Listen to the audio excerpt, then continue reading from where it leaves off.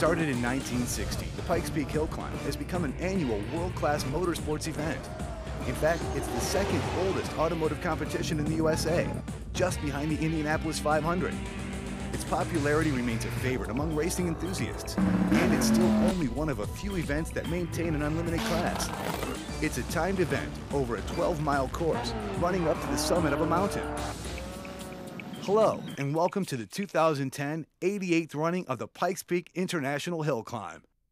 This is Nobuhiro Tajima and his factory special Suzuki XL7 winning the 2007 Pikes Peak International Hill Climb with a record-breaking run in the unlimited class of 10 minutes and 1 second. Tajima's run broke the all-time record set by Rod Millen in 1992, and this famous Japanese rally and drift driver has held the record ever since. The unlimited classification is a category of racers and purpose-built race cars that assault the mountain at the fastest speeds possible. I like Pikes Peak very much because very nice gravel road. I have a lot of experience in the car, gravel, ice, snow, and also pavement. Known in racing circles as Monster, is planning on breaking his own record and is back with an entirely new car and setup. I don't know who is best on Sunday. Depends weather, but I'm sure I'm no problem. I'm very confident. Should be if I am a champion and I make new record, maybe the announce, big announce in Japan. Meet Reese Millen, a professional driver that's run the hill climb for several years. Reese plans to break Tajima's record with his new Hyundai race car. You know, I've wanted to step up in class for many years. I think I've verbally challenged Mr. Tajima for many years and joking, you know, I want to come and race against you. It's my first attempt in a vehicle at these speeds, and we're very excited with how fast we've come up to speed.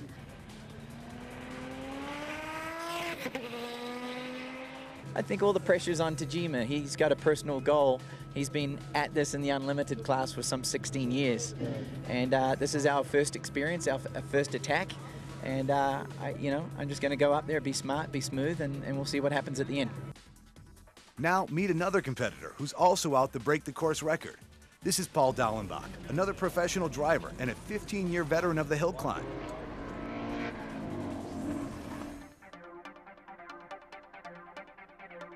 In my division, which is the top division of fastest cars, unlimited, of course you got Monster, who's the record holder. You have Reese Millen, who's won up here numerous times, and he has a really nice effort this year. We're moving up to the unlimited division this year so we can fight for the overall at a little bit more equal ground. We feel our car is capable of doing it. We're able to do a little bit more to our car to get it a little bit faster aerodynamically that we were not allowed to do in the open wheel divisions.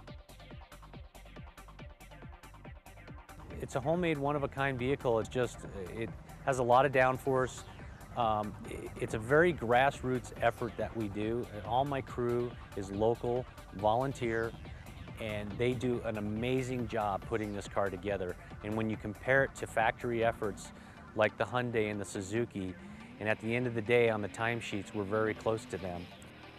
That's what makes this place so special.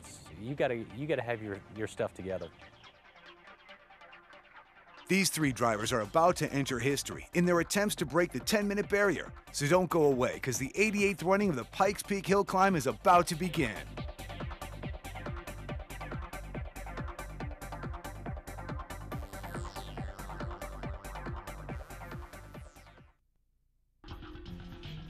We're back in downtown Colorado Springs, Colorado, getting ready for the annual running of America's most unique race, the Pikes Peak International Hill Climb. Yes, the mountain that you see here that's dominating the area around the city is world-famous Pikes Peak. With an elevation of 14,110 feet, this is the mountain we've been talking about. And drivers have been attempting to conquer this mountain for almost 100 years.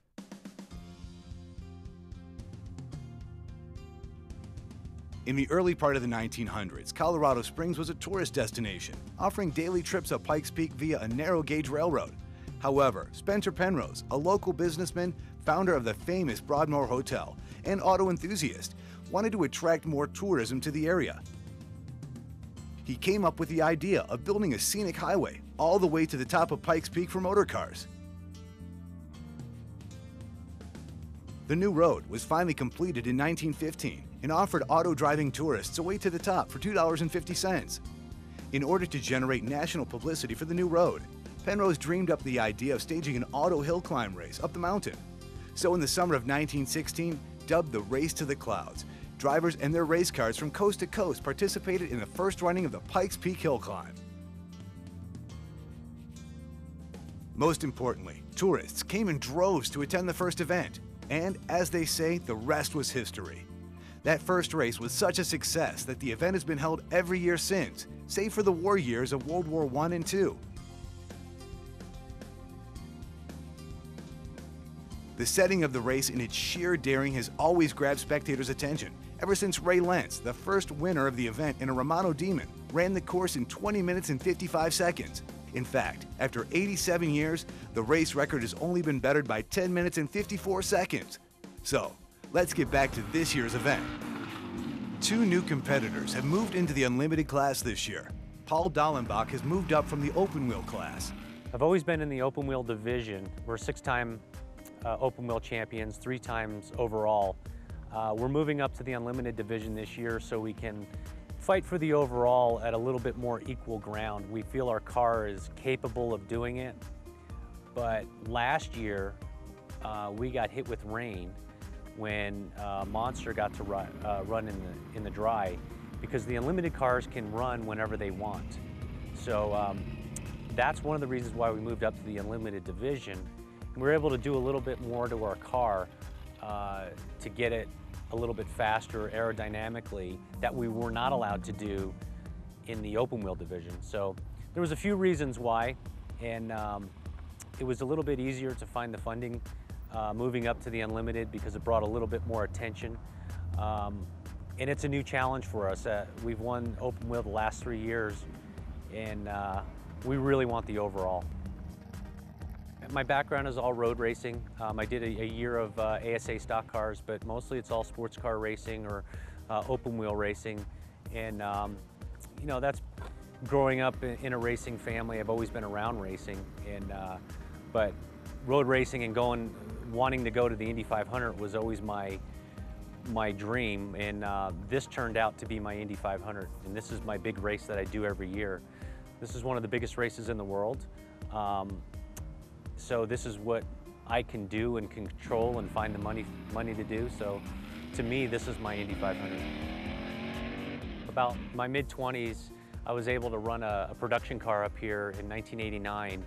That was my first introduction to driving in a hill climb. I had come to spectate in the years prior, and it's something that I always wanted to do. 2 years later, the opportunity came up when my brother was going to build an open wheel car, and that's when he first got a Winston Cup ride. So he basically turned it over to me, and we're running basically the same car that we did back then in '91. It's just evolved into something different. But it wasn't something that I was chasing all these years. It just kind of fell into my lap, and then I fell in love with it. I've had a couple breakdowns, not very many, luckily. I believe I've had 3 breakdowns in 15 years on my race run. And so I've been very fortunate with that. We've had some breakdowns this week, but hopefully we got that all behind us. And that's really frustrating when you get halfway up and your car breaks down, because you only get one shot at it. And even in practice, you don't get to run the whole mountain until race day, and that's a huge challenge. There's no other race like that does that, and that's what makes this place so special. It's you gotta have your stuff together.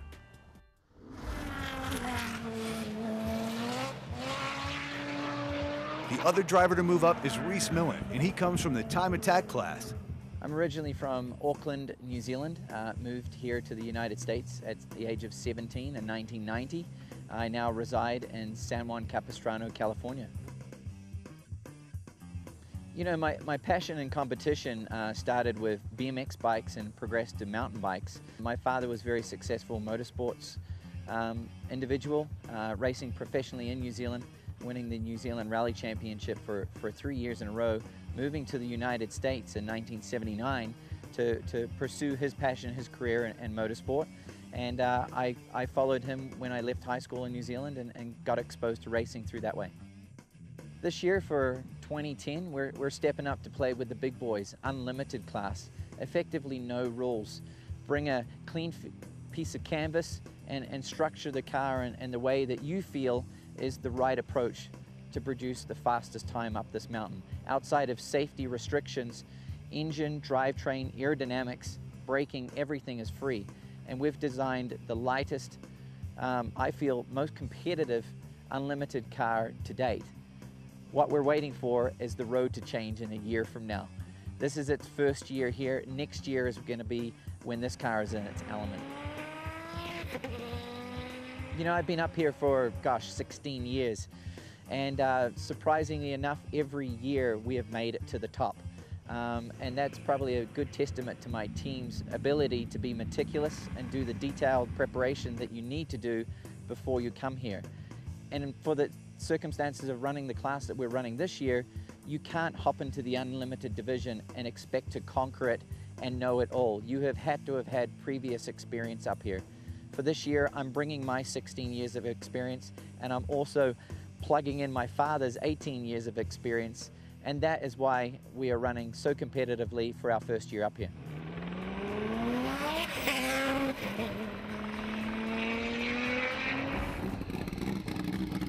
When we come back, we'll talk to Monster Tajima. I like motorsports very much. I don't know who is best on Sunday. Depends weather.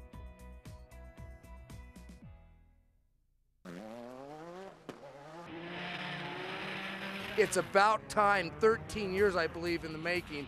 And the last time that the record was broken, he was right behind it. And, you know, second place doesn't give you much, but now the king of the mountain, Monster Tajima, the best right here, best in the world. That was 2007, and this is now. Tajima's 2010 car has been great during practice thanks to a new tire setup and some improved aerodynamics. He told reporters he was planning on and felt he would break his own record. I was started 18 years old in Japan. Hill climbing is very popular at that time. Now is not so popular in Japan because we don't have a very nice gravel road. Everywhere is already pavement. So I like Pikes Peak very much because very nice gravel road. The 1988 is the first race in Pikes Peak. Now here is a 3.1 liter V6 Suzuki. We have a 2 turbocharger. Car is very quick. I have many cars.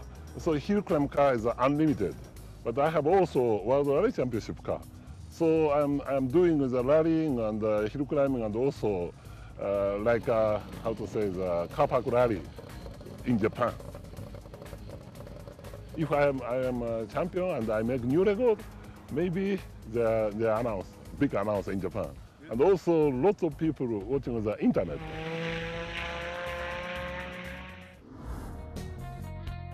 During the press conference, it was announced that big changes to the current roadway surface of partially dirt and partially asphalt were underway. A change that will definitely affect the times of how the races run in the future. Bob Gillis, Hill Climb chairman of the board, explained. It's about 4.5 miles and it's still unpaved. After we're done Sunday, starting next week, the city will pave the upper section from Devil's Playground to 18 miles, which is the last gravel on top. So that will be done. So next year's race, 2011, will be with about a 2.5 mile additional asphalt. Then after we race next year, the bottom 2.1 miles will be finished, and in 2012 will be the first race all asphalt.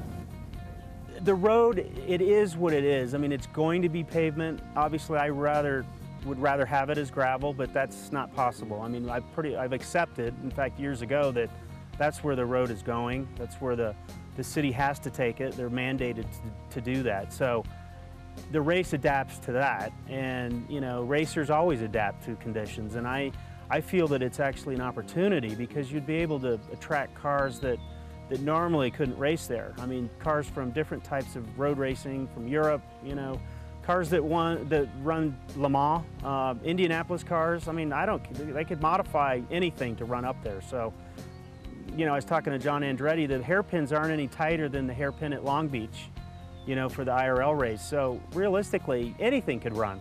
I mean, I see it as being, you're gonna have to qualify because there'll be so many cars. I mean, I really see it as a big deal.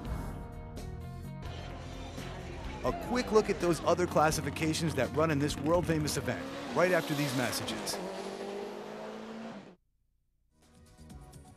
Welcome back to the 2010 Pikes Peak International Hill Climb. A quick look at those other classifications. Vintage.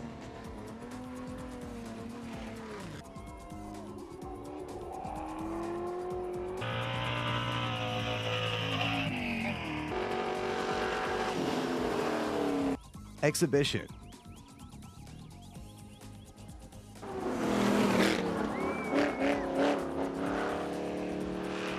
Pikes Peak Open.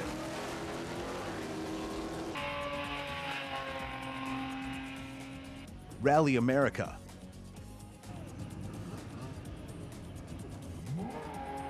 Time Attack 2-wheel and 4-wheel drive.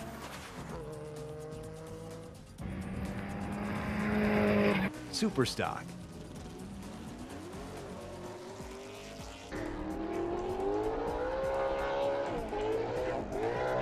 Open wheel.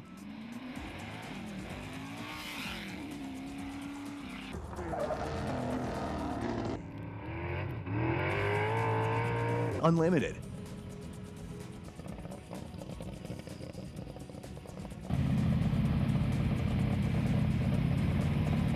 In the motorcycle and ATV divisions, there's a motorcycle sidecar, vintage, 450 500 quads, 450 Supermoto, 250, 450, 750, and 1200 motorcycle, followed by the exhibition class, made up of utility four-wheelers. Now, you know all about the various classes of the hill climb, and to learn even more about this unique event, we caught up with longtime competitor Jeff Zwart, who provided some insights into the dangers presented to all drivers of the hill climb. He also addressed a few common mistakes that any driver might make regardless of experience. It's a strange thing about Pikes Peak because certainly when you get up high there's huge exposures and everything, and I've seen a few cars go over the edge over the years, and there's always seemed to be some boulder or rock that catches them from going down 1,000 feet, and I hope it stays that way, but you need reminders occasionally. The last time I raced here, which was 5 years ago, there were no guardrails in the W's. You almost had to count them in your mind to know where you were and what your cues were to make your braking points and to make your turn-ins, because there's a lot of time to be gained in the W's by driving past what you can see. The key to a moment of having a problem here, I would always rather, you know, make the mistake on my own than have the car bite me. Because, you know, the 2 times I've had a problem, I've made the mistake. I know where I made the mistake. I'm never gonna make it there again. That's done with. When your car bites you, when something goes wrong with the car or it does something extremely strange at that moment, you are always driving with that in the back of your head of when's it gonna do it again? You can't drive here with that kind of thought process. You have to drive here committed.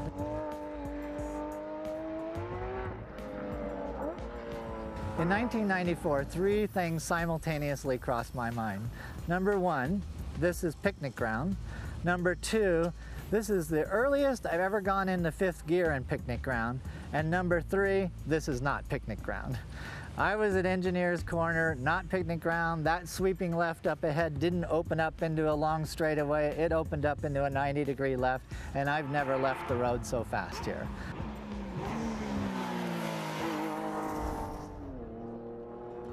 We gotta take a short break, but don't go away because we're going to a festival. Food, fun, music, and best of all, cars. FanFest, a tradition during Hill Climb Week, is everyone's favorite. Held the Friday night prior to the actual event, the festival attracts thousands to the blocked-off downtown streets of Colorado Springs for a chance to see the hill climb cars, drivers, and teams up close. This year's festivities featured the motorcycle show, a local firefighters' chili cook-off, local music groups, and of course, food and drink. FanFest is also a chance for sponsors to show off their goods and services.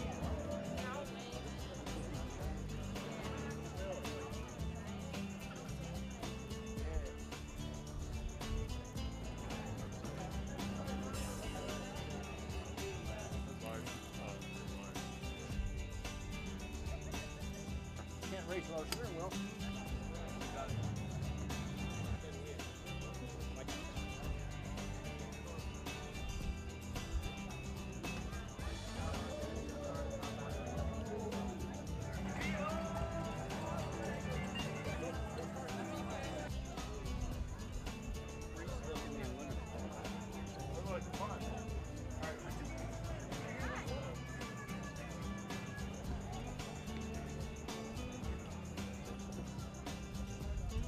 To learn more about the actual running of the hill climb, we spoke with several seasoned drivers and had them explain what they thought was one of the most important things it takes to conquer Pikes Peak.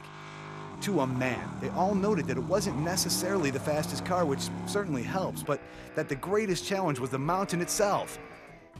I think the first thing you have to accept is always you against the mountain. The mountain is a living organism.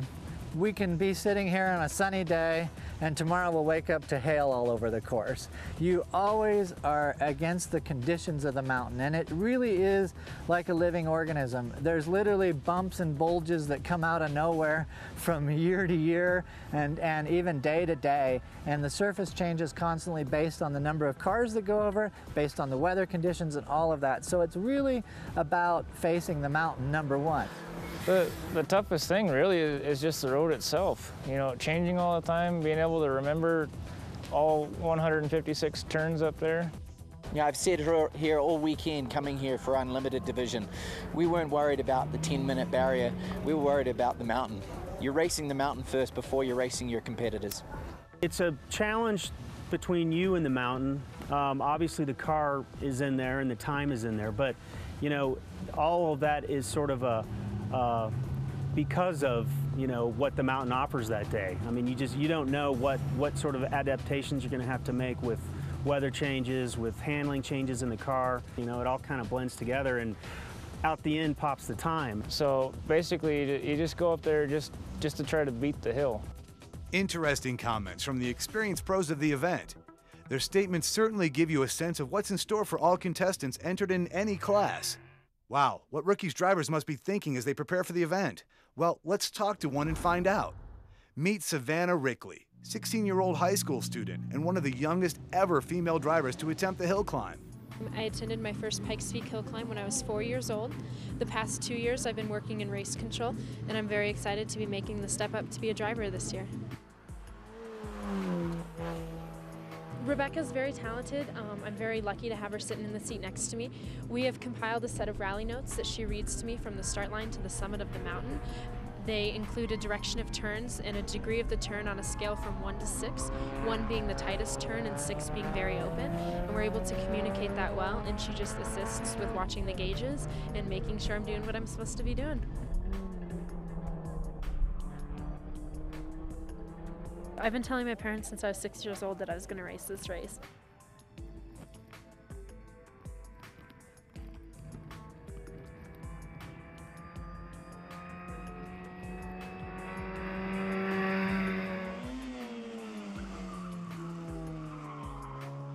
We made it. We couldn't be happier. We reached our #1 goal, and that was to finish, and we're here and ecstatic to be here.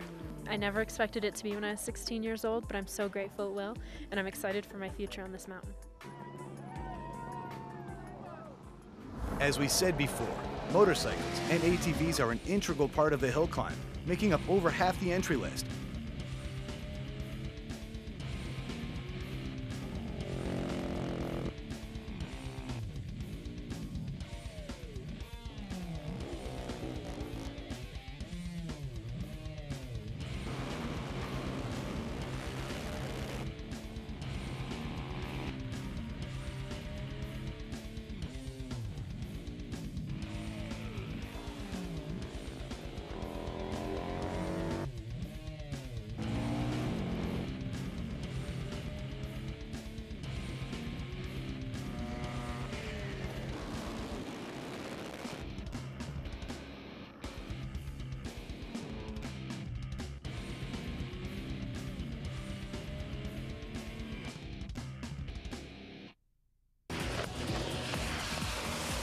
Welcome back to the 2010 Pikes Peak International Hill Climb.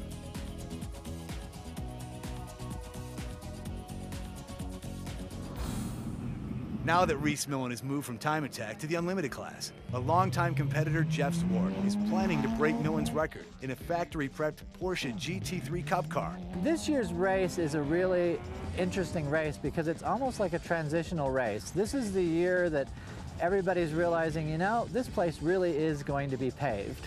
And by that one ideal, it's kind of changing the way we're thinking and what kind of cars we're going to run here. And I wanted to come here with a road racing based car and adapt it down to dirt so that it's mostly about road racing and a little bit about dirt and see how it runs. And that's a different philosophy than what I've come here before, where I've built more of a rally car up into a Pikes Peak car.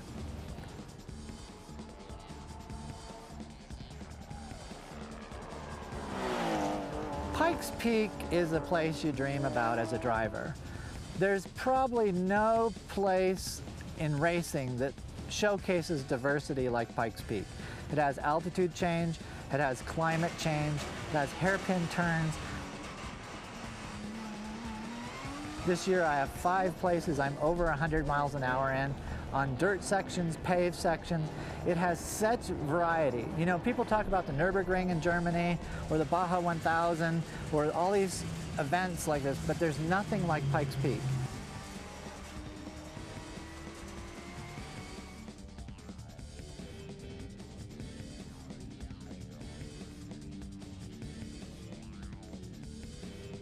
I think this is probably one of my best days at Pikes Peak.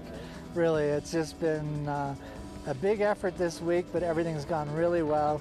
You know, the goal was for me to beat Reese Millen's record that he had in the time attack class, and you know, I left the line and I absolutely let it run.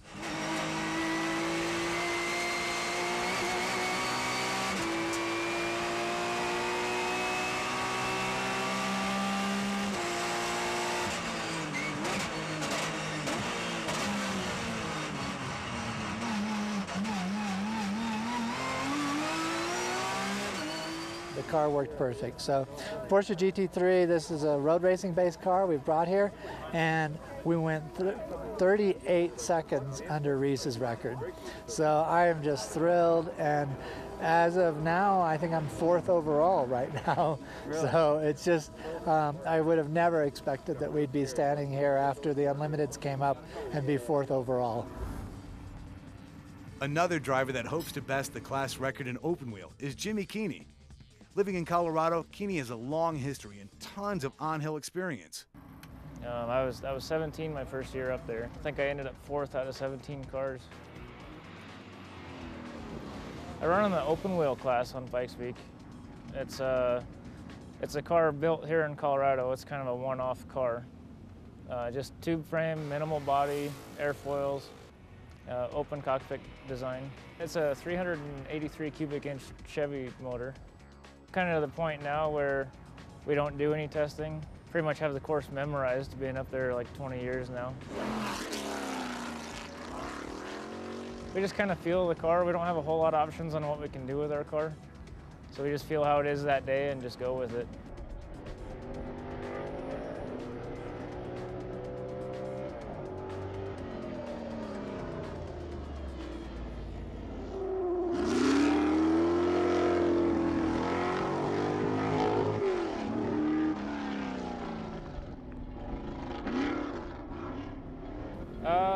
It went fairly well. Obviously not as good as we hoped. We ended up 2nd again. We got beat by a half a second apparently, so it's close racing. Not ideal finish for our team, but we have to have all the respect and happiness for Spencer Steele that beat us today. I'll never complain for making it to the top of Pikes Peak. I was actually frustrated the whole run because I wasn't happy with the car, and I was just glad to make it to the top and hope for a 2nd place. To find out that we broke the record, you know, shattered the record, and that was exciting. And then for Clint to beat me by 7/100ths of a second on a 12.5 mile course.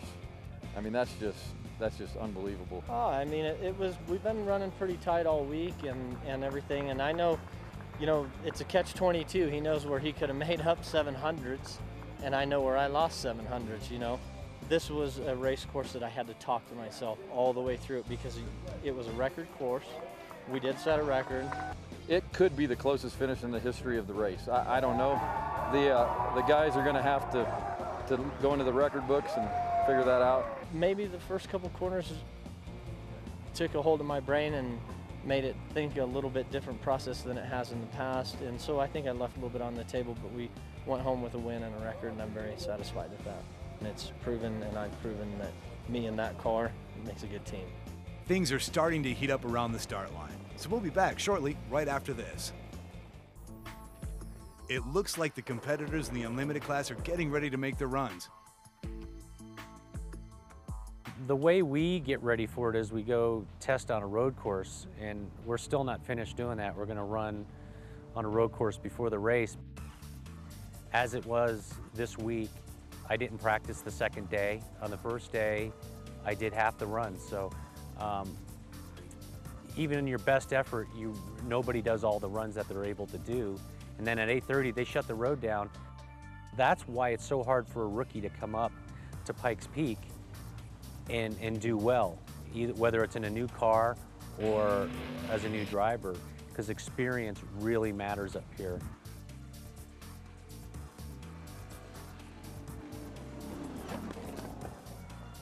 And I know the mountain, and that's not an issue of being worried about the mountain itself. It's just all getting the car prepared, and come race day, you just drive the road as fast as you can based on what you have underneath you. All things considering, it was a decent run. You know, fairly clean, a few little mistakes here or there that didn't take off a lot of time, probably 5 seconds, but you know, with the small motor and very little practice, a 10:39 is pretty respectable, I think.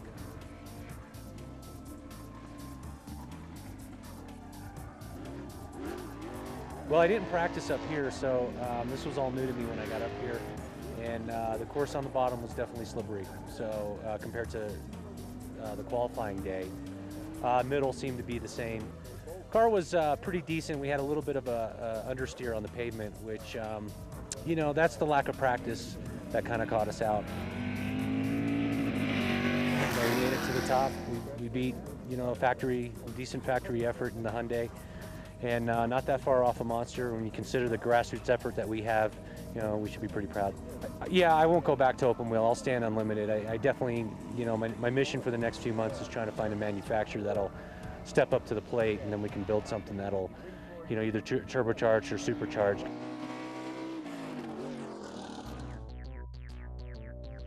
You know, Pikes Peak Hillclimb as a race itself presents so many challenges to the team and the driver outside of just navigating your way up the course. You know, in a situation with an event like this, it's not a privately owned race course that you can just go and rent any weekend. It is an existing mountain road, and it is only closed one day of year, and that is race day. Prior to that, you need a test on their schedule that the Pikes Peak Hillclimb Association offers you. Unfortunately, this year, that's what's hurting us on our performance and our competition level that we bring, is that we're a little behind on testing. The only 2 days that they offered for testing 3 weeks ago, we had another racing conflict and weren't able to be here. We've been playing catch up all week long. For the first time for the car on the mountain, it's performing very well, but I know the potential of the car and I know it can go so much faster. And for the circumstances of running the class that we're running this year, you can't hop into the Unlimited division and expect to conquer it and know it all. You have had to have had previous experience up here. For this year, I'm bringing my 16 years of experience, and I'm also plugging in my father's 18 years of experience, and that is why we are running so competitively for our first year up here.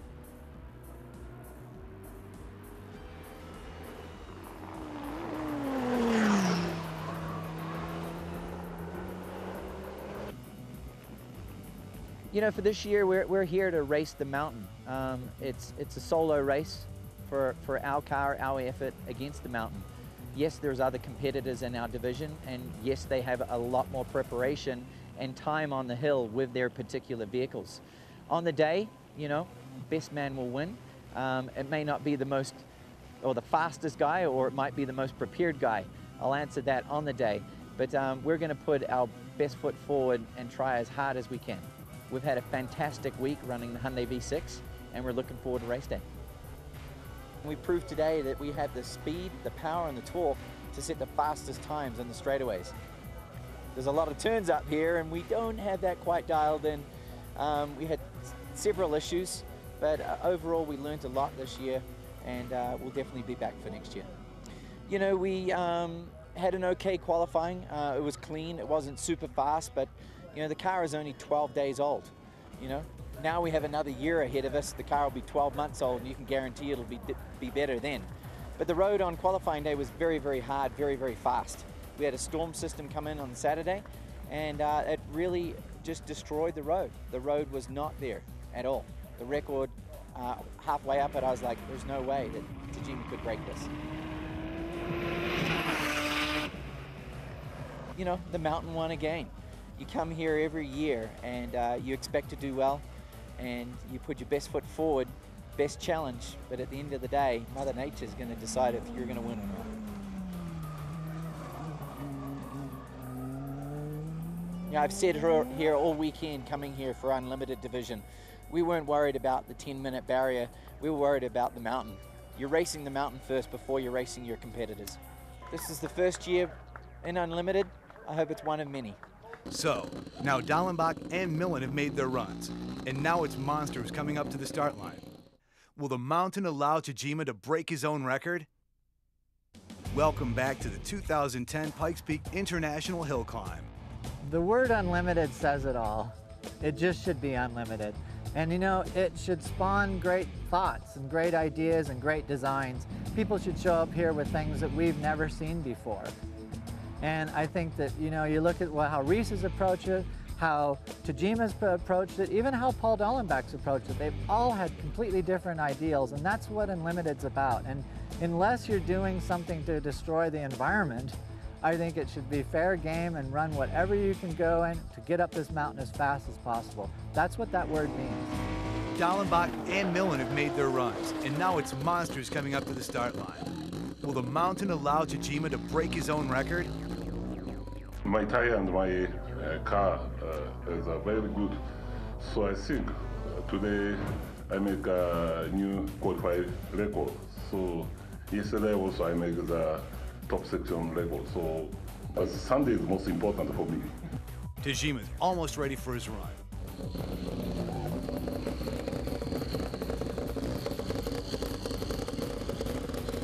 Everything checks out. He's off, and the race against the clock has begun.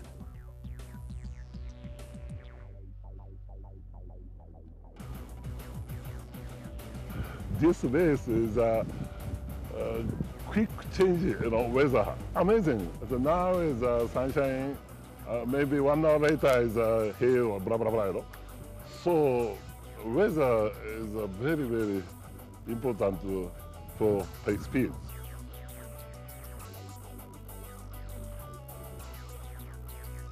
We have a very nice two competitor. The one is you know, the open wheel car, and the other car is like a racing car. So mine is a special hillclimb car. So I'm very interested. The three of them is a totally different you know, car design. So I don't know who is best on Sunday. Depends weather.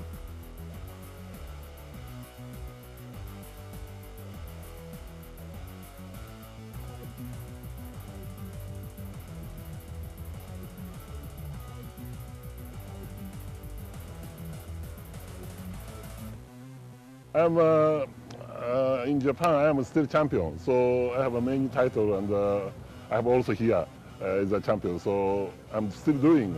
I like motorsports very much.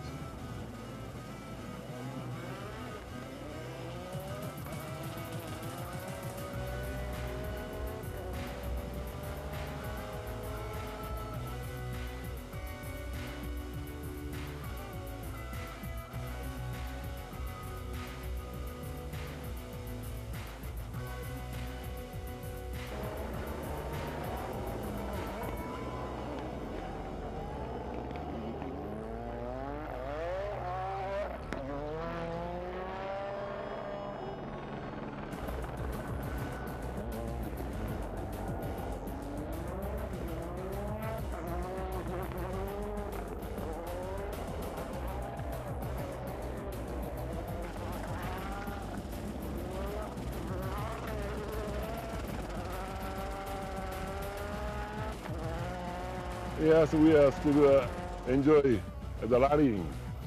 And you know, I like gravel because drifting and the sideway, you know, the more fun. So yeah, so I like so rallying very much.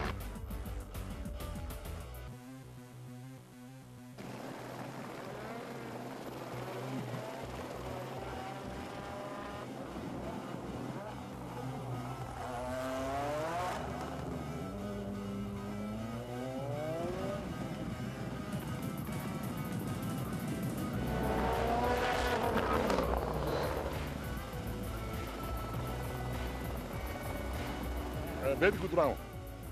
Too much maybe service for fun because a lot of fun. So maybe too much sideways. Yeah, well, some places is sleepy, but some places is very good. Everyone here has made it up to the top safely. Another great day on Pikes Peak. Many drivers and teams this year have set new personal records with their times up the mountain. But several new big records, including the very close race in the super stock class, fell today.